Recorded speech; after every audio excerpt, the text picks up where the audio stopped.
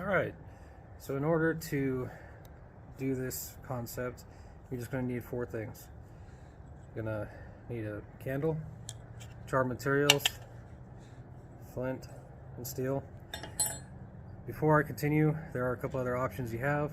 One is you can use a ferro rod, and also you can use the magnifying glass, like if you have the Hudson Bay tobacco tin. Alright, so all you do, take the flint and steel like you normally would if you're wanting to make a fire.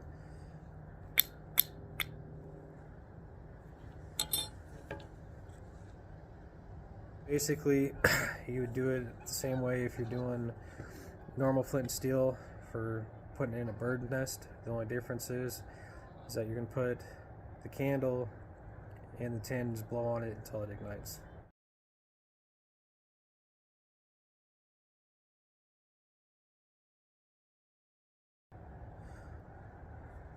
And there you go. It's easy as that. It's not really a complicated process, but it does help. It's a nice little trick to have in the toolbox.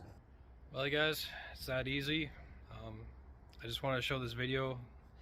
That way, if for some reason you lost your lighter or you don't have any matches, but you do have flint and steel or a ferro rod and you have charred material, you can still make a fire. I hope you enjoyed this video. Thanks for watching. If you did get value out of this video, please give it a thumbs up. Take care.